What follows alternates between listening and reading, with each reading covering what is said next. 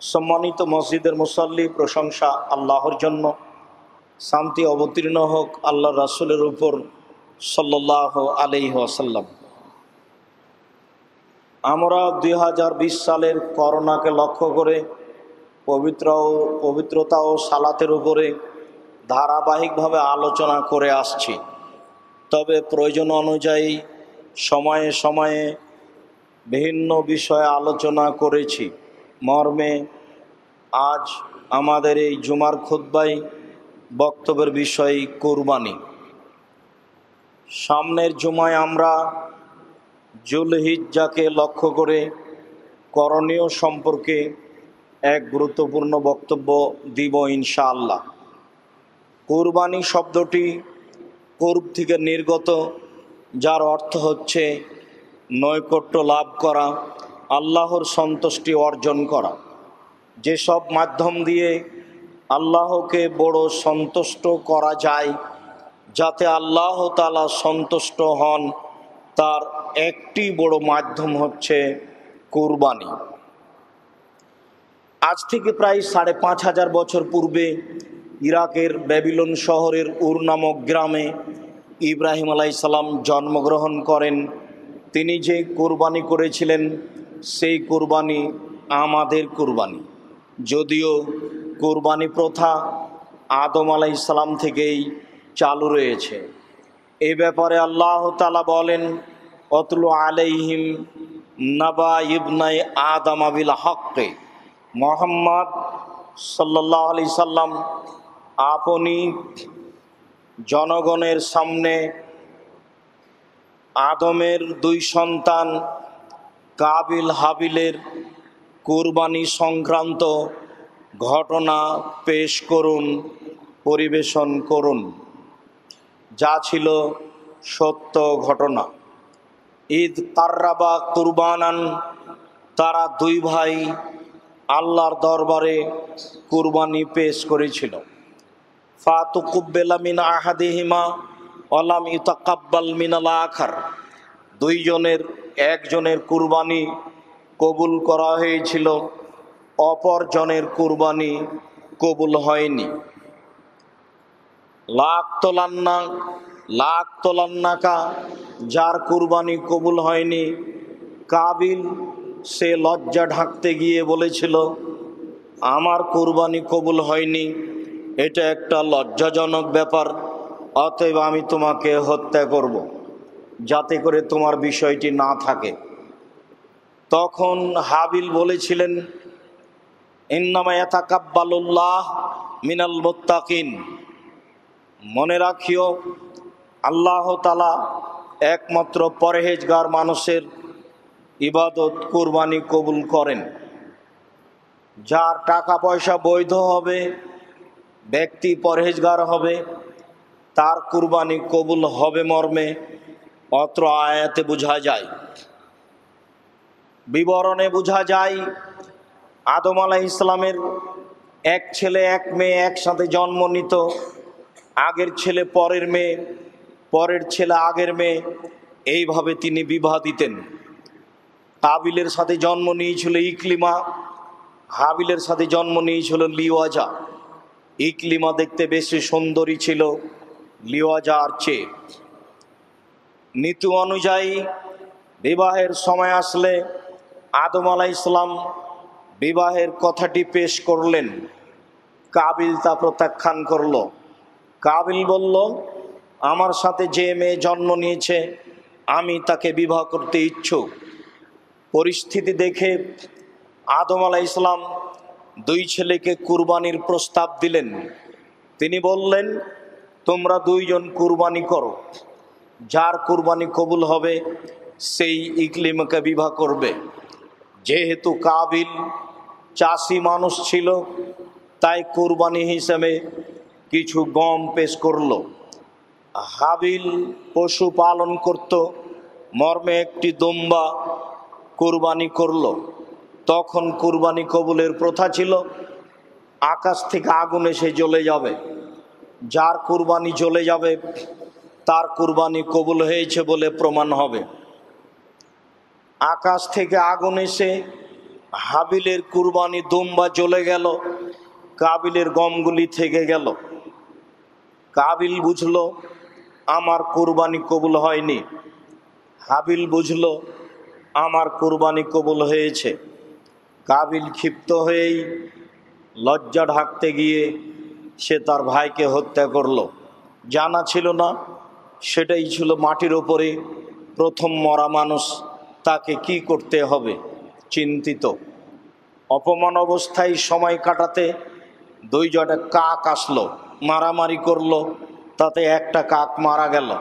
অপর কাকটি গর্ত খুঁড়ে মরে যাওয়া কাকটিকে পুঁতে দিল। কাবিল বুঝতে পারল হাবিলকে কি করতে হবে। বলছিলাম আমাদের কুরবানি ইব্রাহিম আলাইসাল্লামের কুরবানি।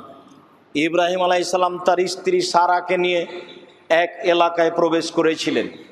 সেই এলাকায় ছিল স্বৈরাচারী শাসক। তিনি প্রবেশ করতেই শাসককে বলা হলো, আপনার এলাকায় একজন লোক প্রবেশ করেছে, যার সাথে একজন মহিলা রয়েছে, সে আরব ভূখণ্ডে সবচেয়ে সুন্দরী নারী। লোক পাঠিয়ে তাকে জিজ্ঞাসা করা হলো, তোমার সাথে এই মহিলাকে? ইব্রাহিম আলাইসাল্লাম বললেন, এ আমার বোন। তিনি তার স্ত্রীকে বললেন, সারা, আমি তোমার বিষয়টি তাদের সামনে বলেছি, তুমি আমার বোন। তোমাকে জিজ্ঞাসা করা হলে তুমি বলো না আমার স্বামী। এই কথা বলে তুমি আমাকে মিথ্যক প্রমাণ করো না। তবে সারা মনে রেখো, এই মাটির ওপরে দুইজন মানুষ মুসলমান, আমি আর তুমি। এই হিসাবে আমরা দুইজন ভাই বোন বটে। কৌশল করেও ইব্রাহিম আলাইসাল্লাম তার স্ত্রীকে রক্ষা করতে পারলেন না। তিনি বললেন, তুমি যাও স্বৈরাচারী শাসকের কাছে, আমি বিপদ থেকে বাঁচার জন্য সলাত আরম্ভ করলাম। তিনি যখন তার ঘরে প্রবেশ করলেন, স্বৈরাচারী শাসক অন্যায় করব বলে তার দিকে আগিয়ে গেল। সারা বললেন, থামেন, আগে অজু হবে, 2 রাকাত সলাত হবে, তারপরে কথা। তিনি অজু করে 2 রাকাত সলাত আদায় করে বললেন, আল্লাহুম্মা ইন কুনতু আমানতু বিকা ওয়া বিরাসূলিকা ওয়া হাসানতু ফারজি ইল্লা যাওজি। হে আল্লাহ, আমি যদি তোমাকে বিশ্বাস করে থাকি, তোমার রাসূল ইব্রাহিমকে নবী বলে রাসূল বলে বিশ্বাস করে থাকি, আমি যদি আমার স্বামী ছাড়া আমার লজ্জায় স্থানকে অন্য কোথাও ব্যবহার করতে না দিয়ে থাকি, আমি যদি সত্যই সতীসাধ্যী নারী হই, তাহলে এই নির্জন ঘরে যেন এই স্বৈরাচারী শাসক আমার সাথে অন্যায় করতে না পারে। কথা শেষ হতে না হতেই স্বৈরাচারী শাসক অজ্ঞান হয়ে পড়ে গেল। সে মাটির উপরে পা ছড়াতে লাগলো।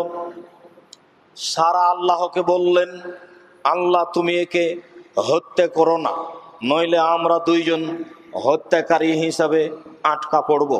সে বলল, সারা তুমি তোমার প্রতিপালকের কাছে প্রার্থনা করো, আমি যদি ভালো হয়ে যাই তাহলে তোমার সাথে অন্যায় করব না মর্মে সারা বললেন। তখন সে এই দুরবস্থা থেকে পরিত্রাণ পেল। আবারও অন্যায় করতে গেল, যা হওয়ার তাই হলো। আবারও পরিত্রাণ পেল, আবারও অন্যায় করতে গেল, যা হওয়ার তাই হলো। শেষ পর্যন্ত স্বৈরাচারী শাসক বলল, এই তোমরা কে রয়েছ? তোমরা তো পাঠিয়েছে একজন শয়তানকে, এ তো আসলে মহিলা মানুষ নয়, এ একজন শয়তান। এই কথা বলে তাকে নিয়ে যেতে বলল এবং স্বৈরাচারী শাসক বলল, তোমরা তাকে একটা কাজের মেয়ে উপঢকন দাও, যার নাম হাজেরা। সারা কাজের মেয়ে হাজেরাকে নিয়ে ওখান থেকে আসলেন স্বামীর কাছে। তিনি বললেন, আল্লাহ তার খারাপ উদ্দেশ্যকে ধ্বংস করেছে। সে আমাকে একটা কাজের মেয়ে দাসী হিসেবে উপঢকন দিয়েছে, যার নাম হাজেরা। ইব্রাহিম আলাইসাল্লাম স্ত্রী সারা ও হাজেরাকে নিয়ে স্বদেশ চললেন। এক পর্যায়ে সারা বললেন, হাজেরা, আমার বয়স, আমার স্বামীর বয়স অনেক, আমি বন্ধা মেয়ে, আমাদের কোনো ছেলে মেয়ে নেই। তুমি আমার স্বামীর সাথে বিবাহ বন্ধনে আবদ্ধ হও, এতে কোনো সন্তান হলে আমরা সফল হব। হাজেরা বললেন, যা আছি ভালো আছি, বিবাহ হলে ভালোবাসায় ফাটাল ফাটবে, যা আমি চাই না। বারবার বলার কারণে বিবাহ হয়ে গেল। এক পর্যায়ে সন্তান জন্ম নিল, যিনি হলেন ইসমাইল আলাইহিস সালাম। অনেক বিবরণে ইসহাকের কথা বলা হয়েছে, তবে চূড়ান্ত সঠিক এটাই যে তিনি ছিলেন ইসমাইল। যা হওয়ার তাই হলো। দুইজনের মধ্যে দ্বন্দ্ব দেখা গেল। ইব্রাহিম আলাইহিস সালাম দুধের বাচ্চা ইসমাইল এবং স্ত্রীকে বনে বাসস্বরূপ নিয়ে চলে আসলেন কাবা ঘরের পাশে। ফাওয়াজাহুমা ইনদা দাওহাতা ফাওকা জামজামা আলাল মসজিদে। তিনি স্ত্রী এবং দুধের বাচ্চা ইসমাইলকে রেখে দিলেন কাবা ঘরের পাশে জমজম কূপের উপর পাকুড় গাছের নিচে বা গাছের নিচে রেখে দিয়ে তিনি উল্টা হাঁটতে লাগলেন। পিছনে পিছনে স্ত্রী যেতে লাগলেন। তিনি পিছন থেকে বলতে লাগলেন, আইনা তাজহেব ইব্রাহিম অতাতরুকুনা ফি হাযাল ওয়াদি লাইসা ফিহি ইনশাআল্লাহ শায়। ইব্রাহিম, আপনি আমাদেরকে ছেড়ে কোথায় যাচ্ছেন? এমন এক উপত্যকায় আমাদেরকে ছেড়ে যাচ্ছেন যেখানে মানুষজন তো নেই, ঘাস পাতাও নেই, এমন জায়গা যেখানে ঘাস পাতা গজায় না।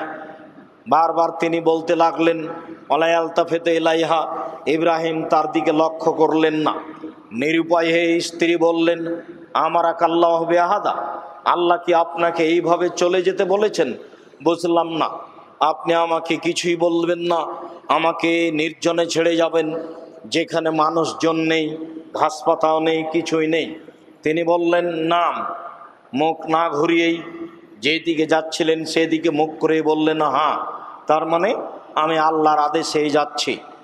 তিনি বললেন, ঠিক আছে, ফালা ইউযায়্যিনুল্লাহু তাআলা, যেহেতু আল্লাহ আপনাকে যেতে বলেছেন এইভাবে আমাকে রেখে দিয়ে, তাহলে আল্লাহ আমাকে ধ্বংস করবেন না। আল্লাহর উপরে ভরসা করে তিনি বাচ্চার দিকে ফিরে গেলেন। বাচ্চার দিকে ফিরে গিয়ে অনুভব করছেন খাওয়ার কোনো ব্যবস্থা নেই, পানিও নেই। বাচ্চার খুব অবস্থা কঠিন। বাচ্চা বাঁচে মরে পানির জন্য। পানির কি পথ হতে পারে? তিনি দেখলেন পাশে একটি পাহাড়, সাফা পাহাড়। তিনি পাহাড়ে উঠে লক্ষ্য করলেন কোনো মানুষ দেখা যায় কি না। না দেখতে পেয়ে তিনি নিচে নেমে আসলেন। নিচে নেমে এসে একটু ধীর স্থির হয়ে আবার লক্ষ্য করলেন ওই যে মারোয়া পাহাড়, হয়তোবা সেখানে কোনো পথ হতে পারে। তিনি তার ছায়া পেটিকোট একটু গুটিয়ে উপর দিকে করে নিয়ে একটু দৌড়ালেন। এটাই হচ্ছে হজের একটি নিয়ম। তিনি স্বাভাবিক একটু দৌড়ানোর পরে স্বাভাবিক হেঁটে মারোয়া পাহাড়ে উঠলেন। লক্ষ্য করলেন কোনো মানুষ দেখা যায় না, পানিও দেখা যায় না। ঘুরে আবার সাফা পাহাড়ে গেলেন, উঠলেন। এইভাবে যাতায়াত 6 বার হয়ে গেল। 7ম বারে তিনি পাহাড়ের দিকে যাত্রা করেছেন। পাহাড় আর কাবা ঘর কাছাকাছি, জমজম কূপ কাছাকাছি তখন তিনি একটি শব্দ শুনলেন। তিনি বললেন, কে? শব্দ কোথা থেকে? শব্দে বলা হলো, আপনি কি চান? তিনি বললেন, আমি আমার বাচ্চার জন্য পানি চাই। এই পর্যন্ত বলতেই জিবরাইল আলাইহিস সালাম পায়ের আঘাত করলেন। তখন ছিটকে জমজম কূপের পানি বের হতে লাগলো। হাজেরা সেই পানিকে 2 হাত দিয়ে ঠেকাতে লাগলেন। বুখারী মুসলিম গ্রন্থে এসেছে, তিনি যদি পানিকে না ঠেকাতেন তাহলে জমজম কূপের পানি সারা পৃথিবীতে ছড়িয়ে পড়ত। বলছিলাম এই ঘটনা সেই ঘটনা। ইব্রাহিম আলাইহিস সালাম এইভাবে ছেলে রেখে চলে গেলেন। ফালাম্মা বালাগা মাহু সায়, যখন বাচ্চা দৌড়াদৌড়ি করতে পারে এমন সময়ে স্বপ্নে দেখলেন বাচ্চাকে কুরবানি করতে হবে। তিনি বাচ্চাকে কুরবানি করার জন্য চলে আসলেন। এই সময়ে বাচ্চাকে খুব আদর করতে ভালো মন চায়। আব্বু বলে মানুষ ডাকে, শতবার চুমা খায়। এই সময় হচ্ছে খুব আদর করার, চুমা দেওয়ার সময়। তিনি বাচ্চার সামনে এসে বললেন, ইয়া বুনাইয়া ইন্নী আরা ফিল মানামি আন্নী আযবাহুকা ফানজুর মাযা তারা। বৎস, ও আমার আদরের ছেলে, আমি স্বপ্নে দেখছি তোমাকে কুরবানি করছি, তোমার মতামত কি? পালা ছেলে বলল, ইয়া বাতি ফাল মা তুমারো সাতাজিদুনি ইনশাআল্লাহু মিনাস সাবিরিন। আব্বা, আপনি যা স্বপ্নে দেখেছেন আল্লাহ যা আপনাকে আদেশ করেছেন তা আপনি বাস্তবায়ন করুন, আপনি আমাকে ধৈর্যশীল পাবেন। ফাসলামা ওয়াতাল্লাহুল জাবিন, বাপ বেটা একমত হয়ে গেলেন। বাপ বেটাকে উপুড় করে সইয়ে দিলেন। অনেক কথা এখানে থেকে গেছে, এরপরেও এতটুক যে যখন তিনি বাচ্চাকে নিয়ে যাচ্ছিলেন তখন তার মাকে বলা হয়েছিল, আপনার ছেলেকে কোথায় নিয়ে যাচ্ছে তা কি জানেন? কোনো প্রয়োজনে যাচ্ছে না, আপনার ছেলেকে জবে করবে, তার প্রতিপালক নাকি করতে বলেছে, সেই জন্য যাচ্ছে। বাহ, খুব তো ভালো কথা। যদি আদেশ করে থাকেন প্রতিপালক তাহলে তো ঠিকই করছে, জবে করতে নিয়ে যাচ্ছে। বাচ্চাকে গিয়ে বলল, তুমি কি জানো তোমাকে কোথায় নিয়ে যাচ্ছে? প্রয়োজনে নিয়ে যাচ্ছে না, তোমাকে জবে করবে সেই জন্য নিয়ে যাচ্ছে, তার প্রতিপালক নাকি তাকে বলেছে। খুব ভালো কথা, যদি তার প্রতিপালক তাকে আমাকে জবে করার জন্য বলে থাকে তাহলে ভালোই করেছে, নিয়ে যাচ্ছে ভালো। এবার ইব্রাহিম আলাইহিস সালামের সামনেও দাঁড়ালো।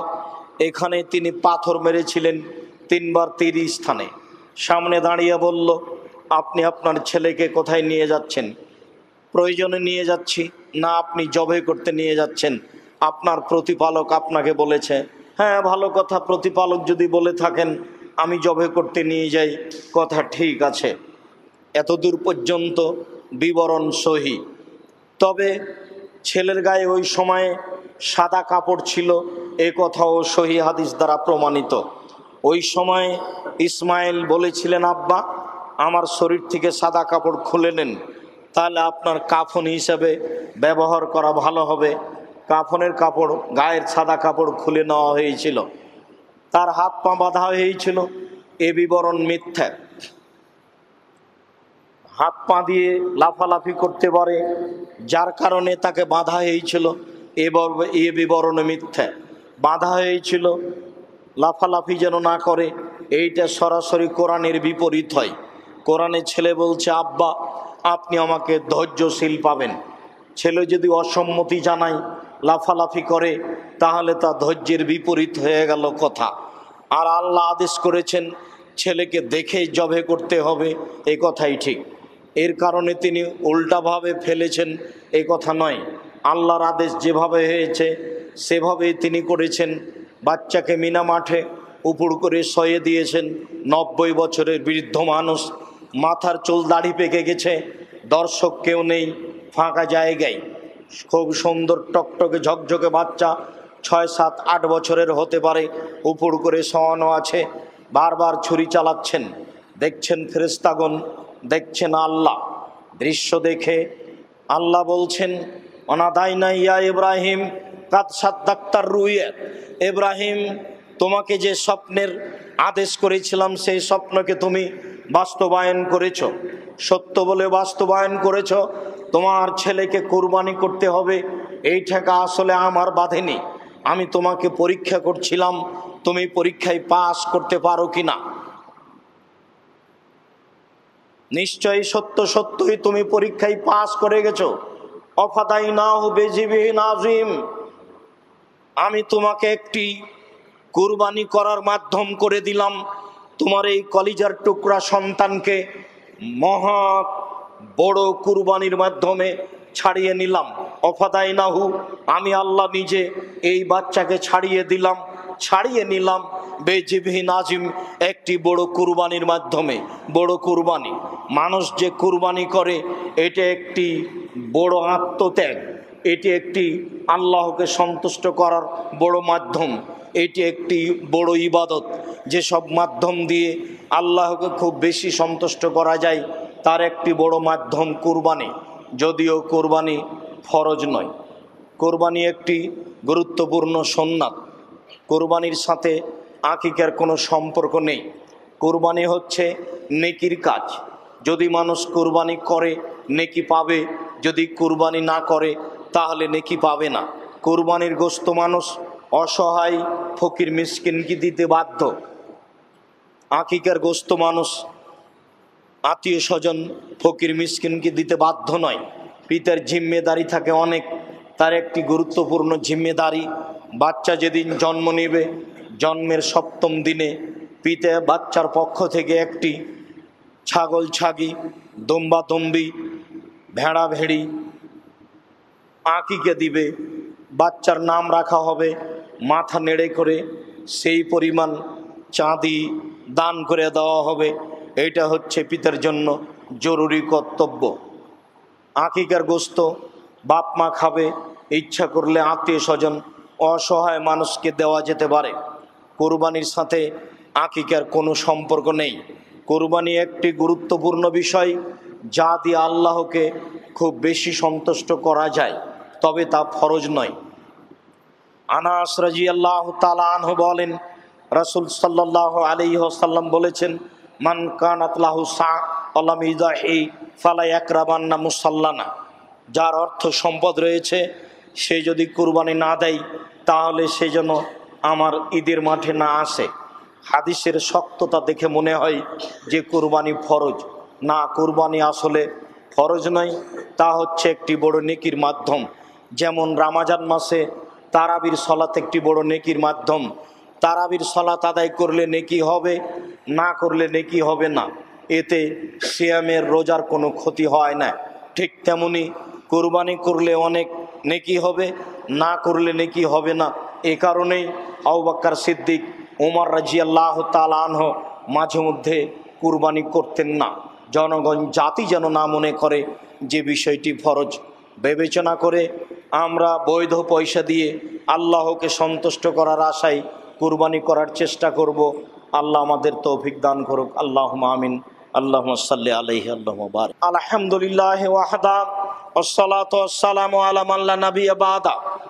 আনাস রাদিয়াল্লাহু তাআলা আনহু বলেন, যাহা রাসূলুল্লাহ সাল্লাল্লাহু আলাইহি সাল্লাম কাবশাইনে আমলাহাইনে আকরানাইনে। রাসূল সাল্লাল্লাহু আলাইহি সাল্লাম 2টি শিংওয়ালা সাদা কালো ভেড়া কুরবানি করেছিলেন। যাহাহুমা বিয়াদিহি, তিনি তার নিজ হাতে কুরবানি করেছিলেন। তিনি আল্লাহর নামে বিসমিল্লাহ আল্লাহু আকবার বলে কুরবানি করেছিলেন। আনাস রাদিয়াল্লাহু তাআলা আনহু বলেন, রাআইতু, আমি আল্লাহ রাসূলকে দেখেছি, ওয়াদিয়ান কাদামাহু আলা সিফাহিমা, আল্লাহ রাসূল সেই পশু 2টির চোয়ালের উপরে পা দিয়ে জবে করছেন। জবে করার সময় তিনি বললেন, বিসমিল্লাহ আল্লাহু আকবার, আল্লাহর নামে, আল্লাহ সবচেয়ে মহান বড়, এই বলে তিনি কুরবানি করলেন। বিবরণে বোঝা যায় রাসূল সাল্লাল্লাহু আলাইহি সাল্লাম নিজে হাতে কুরবানি করেছেন। আনাস রাদিয়াল্লাহু তাআলা আনহু বলেন, যাহা রাসূলুল্লাহ সাল্লাল্লাহু আলাইহি সাল্লাম কাবশাইনে আজিমাইনে সামিনাইনে আমলাহাইনে আকরানাইনে মওজুআইনে। রাসূল সাল্লাল্লাহু আলাইহি সাল্লাম 2টি সাদা কালো সিংওয়ালা অন্ডকোষ বের করা, রাজশাহী চাঁপাইনবাবগঞ্জের ভাষায় পেরাই করা, মোটা তাজা বড় ভেড়া 2টি কুরবানি করেছিলেন। তার নিজে হাতে করেছিলেন।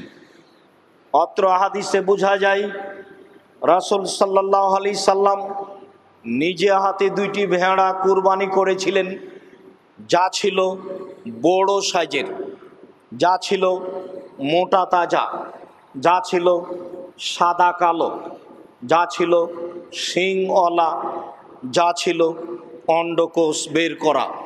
যারা বলেছে অন্ডকোষ বের করলে পশু ক্ষতিপূর্ণ হয়ে যায়, তাতে কুরবানি হবে না, তাদের এই কথাটি সরাসরি সহিহ হাদিসের বিপরীত।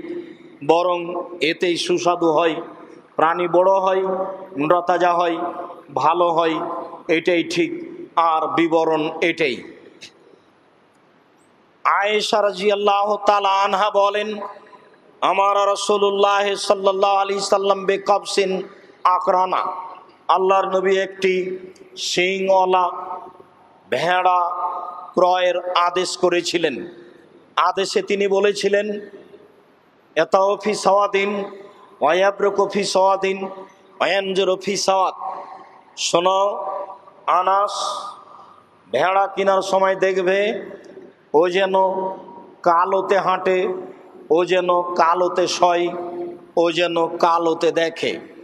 অর্থাৎ প্রাণী হবে চোখ দুইটি কালো, পেট কালো, পা কালো, অঙ্গ আর বাকি অঙ্গ সাদা বা অন্য রং হতে পারে।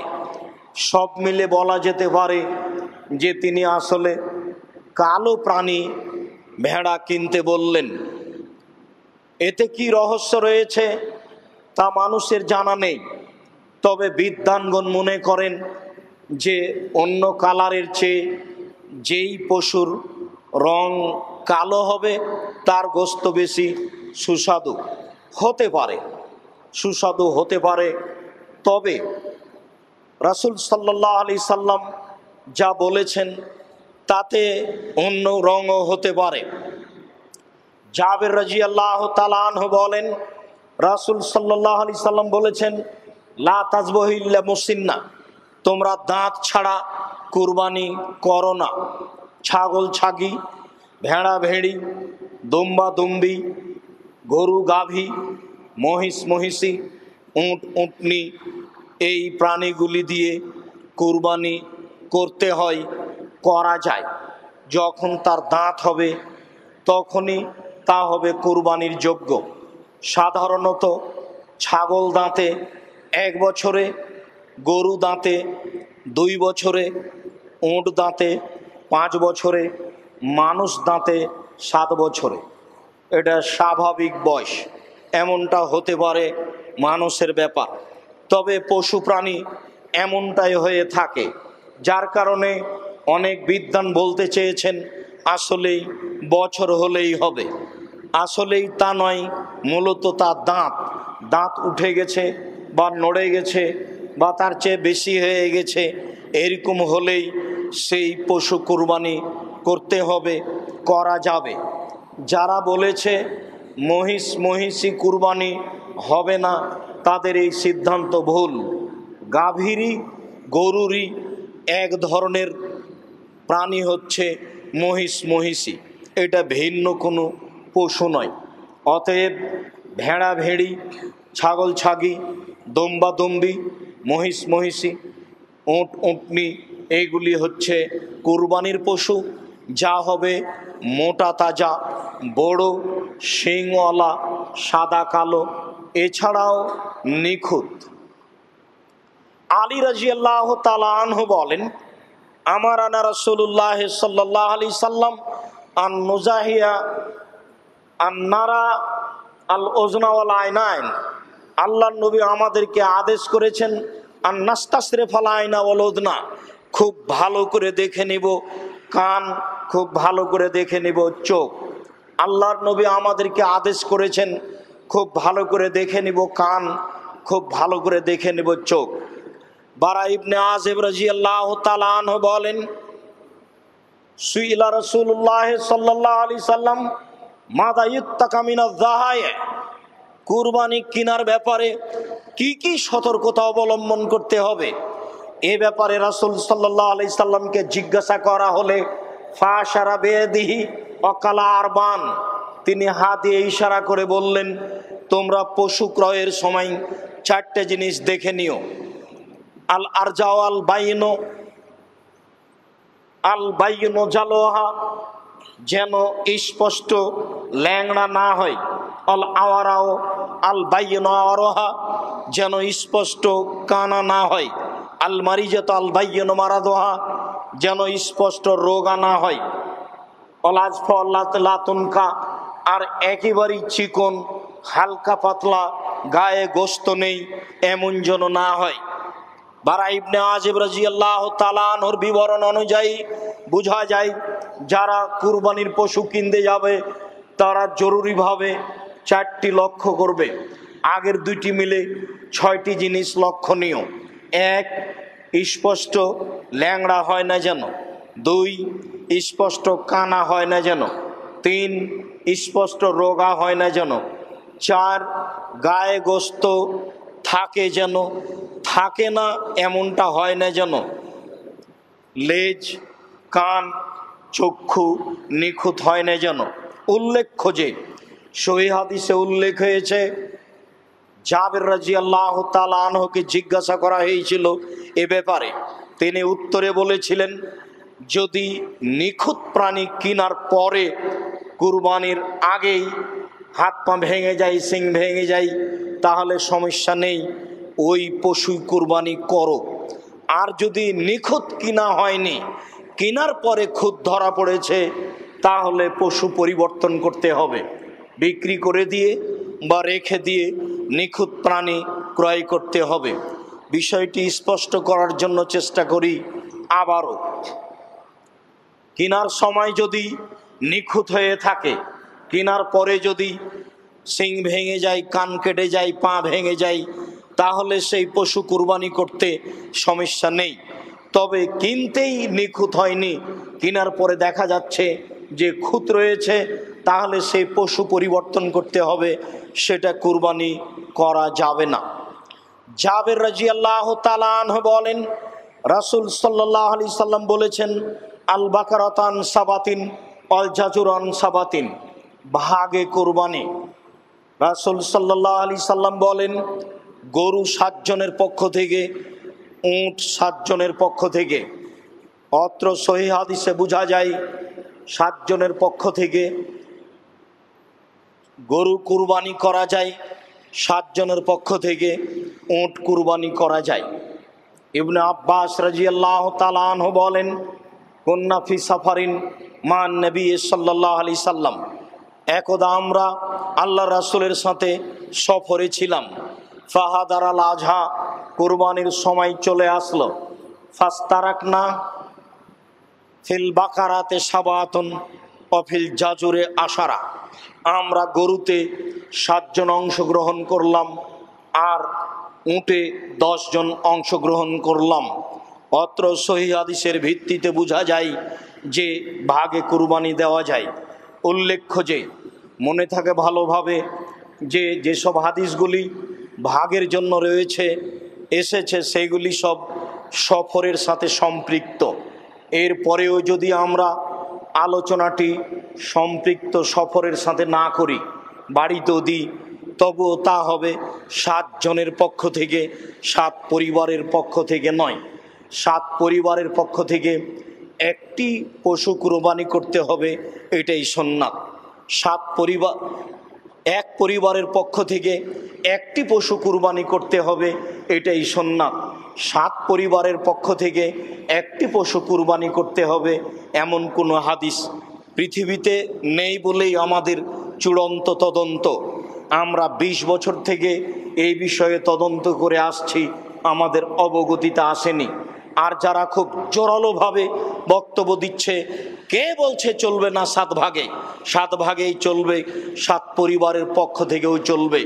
তাদের বক্তব্য খুব জোরালো, তবে এমনটা প্রমাণ হয় না যে 7 পরিবারের পক্ষ থেকে একটি পশু কুরবানি করতে হবে, এমন প্রমাণ হয় না, বরং 7 জনের পক্ষ থেকে করতে হবে, এটাই প্রমাণ হয়। যদিও বলার গতি দেখলে মনে হয় যে 7 ভাগেই আসল, আর 1 ভাগে আসল নয়। মানে 1 ভাগে একটা পরিবারের পক্ষ থেকে একটি পশু কুরবানি করা যায়, তবে 7 ভাগেই করা উত্তম ভাবখান এমন মনে হয় বলার গতি। এইভাবে গতি অবলম্বন না করে যদি এইভাবে বলতাম যে প্রত্যেকটা পরিবারের পক্ষ থেকে একটি পশু কুরবানি করাই সুন্নাত, তবে 7 পরিবারের পক্ষ থেকে করাও যায়, এইভাবে বললে বিবরণটাও কিছুটা হালকা থাকতো, মানুষও কিছু বুঝতো ভালো মন্দ। কিন্তু বলার গতি এমন শক্ত যে শক্তের ভিত্তিতে মনে হচ্ছে যে 7 ভাগই উত্তম। 7 পরিবারের পক্ষ থেকে একটি গরু কুরবানি করা যাবে, এটাই উত্তম। বলার গতি এমন। সবাকেই সঠিক বুঝে বলার ও মানার আল্লাহ তৌফিক দান করুক। বলছিলাম, সম্মানিত মুসল্লি, দিনী মুসলিম ভাই বোন, যারা দেশে বিদেশে পৃথিবীর বিভিন্ন প্রান্ত থেকে আপনারা জামিয়া সালাফিয়া ডাঙ্গিপাড়া পাবা রাজশাহীর বাইতুল হাম জামে মসজিদের খুতবা নিয়মিত শুনে থাকেন। আমরা আপনাদেরকে আজকের এই জুমার খুতবা কুরবানি সম্পর্কে আরও গুরুত্ব সহকারে দেখার জন্য অনুরোধ জানাচ্ছি। সকল দিনী মুসলিম ভাই ও বোনকে জামিয়া সালাফিয়া ডাঙ্গিপাড়া পাবা রাজশাহীর বাইতুল হাম জামে মসজিদের আজকের এই খুতবাকে যথাযথভাবে মূল্যায়ন করার অনুরোধ জানিয়ে বলি, সম্মানিত দিনী ভাই বোন, আমরা আপনাদের সামনে 4টি সহিহ হাদিস পেশ করছি ধারাবাহিকভাবে, যাতে প্রমাণ হবে একটি পরিবারের পক্ষ থেকে একটি প্রাণী কুরবানি করতে হবে।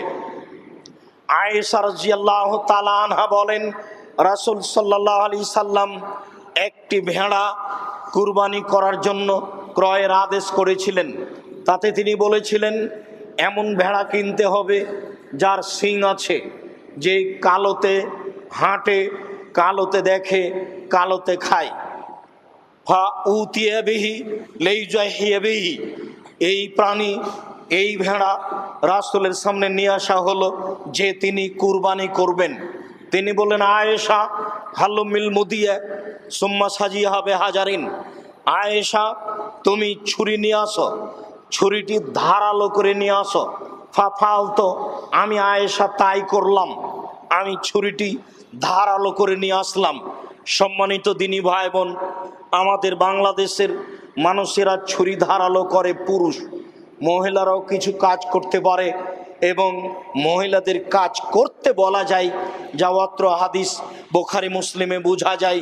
আল্লাহর নবী আয়েশাকে বললেন, ছুরি নিয়ে আসো, ধারালো করে নিয়ে আসো, এবং স্ত্রীকে নাম ধরে ডাকতেন, যা বিবরণে বোঝা যায়। তিনি বললেন, আমি তাই করলাম। ফা আখাজাহা, তিনি আমার নিকট থেকে ছুরিটা নিলেন। ও আখাজাল কাবসা, তারপর তিনি ভেড়াটা ধরলেন। ফাজ জাহু, তিনি ভেড়াটাকে ফেলে দিলেন। ভেড়াটাকে ফেলে দিয়ে তার পা চোয়ালের উপরে চাপিয়ে দিলেন। চাপিয়ে দিয়ে তিনি কুরবানি করলেন। তিনি বললেন, আল্লাহুম্মা তাকাব্বাল মিন মুহাম্মদ ওয়া আলি মুহাম্মদ ও মিন উম্মতি মুহাম্মদ, বিসমিল্লাহ, আল্লাহু আকবার। আল্লাহ তুমি কবুল করো মুহাম্মাদের পক্ষ থেকে, তার পরিবারের পক্ষ থেকে, তার উম্মতের পক্ষ থেকে, আল্লাহর নামে আমি কুরবানি করলাম। বুখারী মুসলিম। সম্মানিত দিনী ভাই বোন, অত্র হাদিসের দিনের মতো প্রমাণ হয় আল্লাহর নবী একটি পশু কুরবানি করেছিলেন, ভেড়া, তার পরিবারের পক্ষ থেকে এবং নিজের পক্ষ থেকে, তার নিজস্ব কর্ম। হাদিস বুখারী মুসলিম। আয়েশা রাদিয়াল্লাহু তাআলা আনহা বলেন, নাহারা রাসূলুল্লাহ সাল্লাল্লাহু আলাইহি সাল্লাম ফি হাজ্জাতিল বিদায়ে মিন নিসাইহি বাকারাতান ওয়াহিদা, রাসূল সাল্লাল্লাহু আলাইহি সাল্লাম বিদায় হজে তার পরিবারের পক্ষ থেকে একটি গরু কুরবানি করেছিলেন। অত্র বুখারী মুসলিমের হাদিসে বোঝা যায় তিনি তার পরিবারের পক্ষ থেকে হজ সফরে একটি কুরবানি করেছিলেন। আর অত্র বুখারী মুসলিমের হাদিসে বোঝা যায় তিনি পরিবারের পক্ষ থেকে বাড়িতে একটি ভেড়া কুরবানি করেছিলেন। আতা ইবনে ইয়াসার রাদিয়াল্লাহু তাআলা আনহু বলেন, সালতা আবু আইয়ুব আল আনসারী রাদিয়াল্লাহু তাআলা আনহু বিল আজাহি আলা আহাদি রাসূলিল্লাহ সাল্লাল্লাহু আলাইহি সাল্লাম, আমি আবু আইয়ুব আনসারীকে জিজ্ঞাসা করলাম, আবু আইয়ুব আনসারী, রাসূলের যুগে মানুষ কিভাবে কুরবানি করত, বিষয়টিকে আপনি আমাদের সামনে স্পষ্ট করবেন। তিনি বললেন, কানার রাজুলু ইজাহি বিশাতে আনহু আন আহলে বাইতিহি ফায়াকুলুনা ইতমুনা, রাসূলের যুগে জনগণ, প্রত্যেক ব্যক্তি তার পক্ষ থেকে এবং তার পরিবারের পক্ষ থেকে একটি ছাগল কুরবানি করতেন, তারা খেতেন, জনগণকে খাওয়াতেন। হাদিস সহিহ তিরমিজি। অত্র হাদিসে বোঝা যায় রাসূলের যুগে একজন ব্যক্তি একটি প্রাণী কুরবানি করতেন নিজের পক্ষ থেকে, পরিবারের পক্ষ থেকে, নিজেরা খেতেন, জনগণকে খাওয়াতেন। মেখনাব ইবনে সুলাইম রাদিয়াল্লাহু তাআলা আনহু বলেন, কুন্না ওকুফান মা রাসূলিল্লাহ সাল্লাল্লাহু আলাইহি ওয়াসাল্লাম বিআরাফাতা, আমরা রাসূলের সাথে হজ সফরে আরাফার মাঠে ছিলাম। তিনি বক্তব্যে বললেন, ইয়া আইয়ুহান নাস ইন্না আলা কুল্লি আহলে বাইতিন ফি কুল্লি আমিন উযিয়া, মনে রেখো তোমরা প্রত্যেকটা পরিবারের পক্ষ থেকে প্রতি বছর একটি কুরবানি করতে হবে। তিনি হজ সফরে বিদায় হজে লম্বা ভাষণ দিয়েছিলেন, বিভিন্ন আলোচনা করেছিলেন। তার একটি গুরুত্বপূর্ণ আলোচনা তিনি বলেছিলেন, উপস্থিত জনগণ শুনে রেখো, প্রত্যেকটা পরিবারের পক্ষ থেকে একটি প্রাণী কুরবানি করতে হবে, অন্তত একটি। তিনি 63টি নিজে হাতে পশু কুরবানি করেছিলেন, তবে তিনি কুরবানি করেছিলেন 100টি, বাকিগুলি আলী রাদিয়াল্লাহু তাআলা আনহুকে করতে বলেছিলেন। অত্র বিবরণে বোঝা যায় মানুষ একাধিক পশু কুরবানি করতে পারে। সম্মানিত দিনী ভাই বোন, অত্র 4টি হাদিস পেশ করে আমরা জোরালোভাবে বলতে চাই যে মানুষের অর্থ সম্পদ বেশি আছে, রাজস্থান ইন্ডিয়া থেকে উট নিয়ে এসে কুরবানি করবে। যদি টাকা কম থাকে তাহলে দামড়া ষাঁড় কুরবানি করবে, যদি টাকা কম থাকে তাহলে খাসি কুরবানি করবে, যদি টাকা কম থাকে তাহলে ছাগি কুরবানি করবে, যদি টাকা কম থাকে তাহলে ভেড়া ভেড়ি কুরবানি করবে। আজও বাজারে ভেড়া ভেড়ির দাম অনেক কম। একটি গরু 20,000, 10,000, 30,000 দিয়ে নেওয়া হবে, যাতে কুরবানির পশু ভেড়া পাওয়া যাবে 15টি। এই যুগেই প্রায় 15টি ভেড়া পাওয়া যাবে একটি গরুর দামে, 10টি ভেড়া পাওয়া যাবে একটি গরুর দামে। সত্যই এ কথাই চূড়ান্ত যে মানুষ গোশত খাওয়ার জন্য কুরবানি দিবে, আসলে মূলত তা ঠিক নয়। মানুষ কুরবানি করবে আল্লাহকে সন্তুষ্ট করার জন্য। গোশত খাওয়া এটা অতিরিক্ত আল্লাহর পক্ষ থেকে দয়া। আসলে কুরবানি জ্বলে যেত আকাশ থেকে আগুন এসে, এখন আল্লাহর পক্ষ থেকে দয়া, তাই মানুষ গোশত খেতে পায়। এই কথার অর্থ এই নয় যে হারাম পয়সা দিয়ে মানুষ কুরবানি করবে। আল্লাহ তাআলা বলেন, ওয়ালিকুল্লি উম্মাতিন জাআলনা মানসাকা, আমি প্রত্যেক সম্প্রদায়ের জন্য কুরবানির ব্যবস্থা করে দিয়েছি। লিয়াযকুরু ইসমাল্লাহ, যাতে করে তারা আল্লাহর নাম উল্লেখ করতে পারে। আলা মা রাযাকাহুম মিন বাহিমাতিল আনাম, আমি যে পশু প্রাণী তাদের রুজি হিসেবে দিয়েছি, তারা এটাকে রুজি হিসাবে গ্রহণ করবে, আল্লাহর নামে কুরবানি করবে। আমি প্রত্যেকটা সম্প্রদায়ের উপরে কুরবানি জারি চালু করে দিয়েছি। আল্লাহ তাআলা বলেন, লা ইয়ানালাল্লাহু লুহুমুহা ওয়ালা দিমাউহা ওয়ালাকিন ইয়ানালুহু তাকওয়া মিনকুম, তোমাদের কুরবানির গোশত, তোমাদের কুরবানির রক্ত, তোমাদের পশু প্রাণী, তোমাদের কুরবানির গোশত আল্লাহর কাছে যায় না, যায় মূলত তোমাদের অন্তর। যার অন্তর ঠিক, যার পয়সা বৈধ, তারই কুরবানি কবুল হয়। যে সত্যই আল্লাহকে সন্তুষ্ট করার জন্য কুরবানি দিয়ে থাকে। মর্মে পৃথিবীর সকল দিনী ভাই বোনকে, মুসলিম ভাই বোনকে আমরা বিনীতভাবে অনুরোধ করতে চাই যে আপনারা আপনাদের পরিবারের পক্ষ থেকে অন্তত একটি পশু দাঁত উঠেছে এমন পশু কুরবানি করার চেষ্টা করুন। আল্লাহ তৌফিক দান করুক, আল্লাহুম্মা আমিন। কুরবানির গোশত খাওয়া, আল্লাহ তাআলা বলেন, কুল মিনহা ওয়া আতিমুল বাইসাল ফাকির, তোমরা কুরবানির গোশত খাও আর দুস্থ গরিব ফকির মিসকিনকে খেতে দাও। আল্লাহ তাআলা বলেন, কুল মিনহা ওয়া আতিমুল কানে ওয়াল মুতাররা, যারা একেবারে নিঃস্ব, দুস্থ, অসহায় মানুষ, তোমরা তাদেরকে কুরবানির গোশত দাও। আয়াতে বোঝা যায় আল্লাহ মানুষকে নিজ কুরবানির গোশত খেতে বললেন আর অসহায় দুস্থ মানুষকে দিতে বললেন। এটাই কোরআন মাজিদে প্রমাণিত হয়, তবে সেখানে মুসলিম অমুসলিম উল্লেখ করা হয়নি। রাসূল সাল্লাল্লাহু আলাইহি সাল্লাম শেষের দিকে বললেন, শুনে রেখো, আমি তোমাদেরকে কবর জিয়ারত করতে নিষেধ করেছিলাম, 3 দিনের বেশি কুরবানির গোশত বাড়িতে রাখতে নিষেধ করেছিলাম। এখন তোমরা নীতিগতভাবে নিয়মিত কবর জিয়ারত করো, নিষেধ নয়। আর তোমরা কুরবানির গোশত জমা করে রাখো, মা বাদালাকুম, তোমাদের যতদিন সুবিধা হয় তোমরা সুবিধা মতো কুরবানির গোশত জমা করে রাখো। তিনি খাওয়ার ব্যাপারে বললেন, তোমরা নিজেরা খাও, জমা করে রাখো, আর মানুষকে, অসহায় দুস্থ গরিব মানুষকে দাও।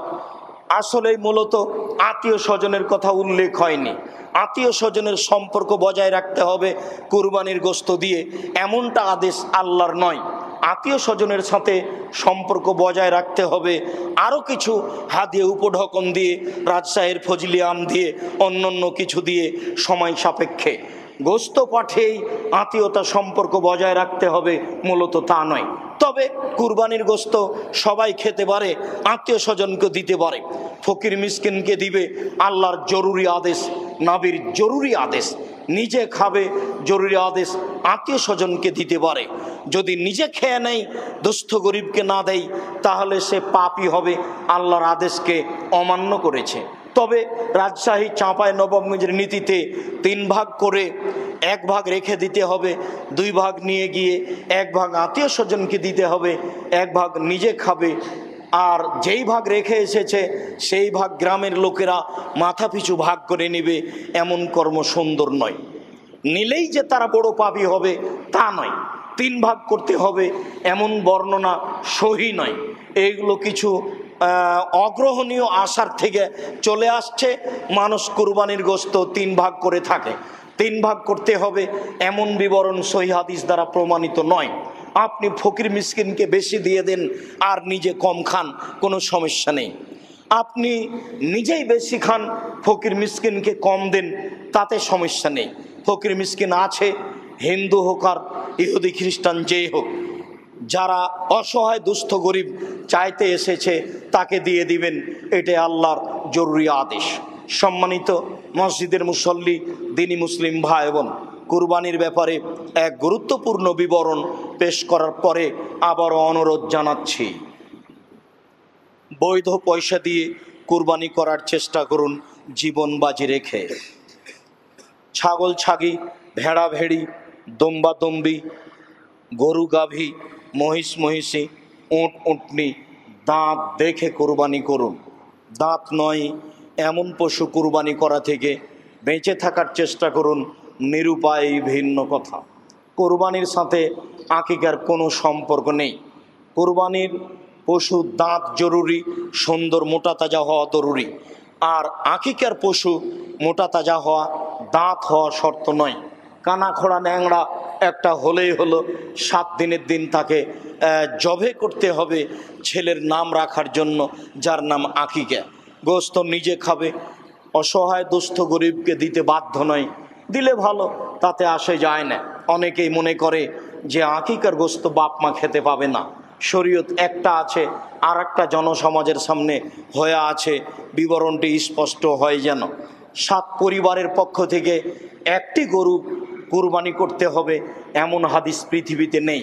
সেই কালে মাওলানা আব্দুল্লাহিল কাফি আল কোরাইশি রাহিমাহুল্লাহ বলেছেন, একটি গরুতে 7টি পরিবার অংশগ্রহণ করবে, এমন কোনো হাদিস আমি আব্দুল্লাহিল কাফি আল কোরাইশি অবগত নই।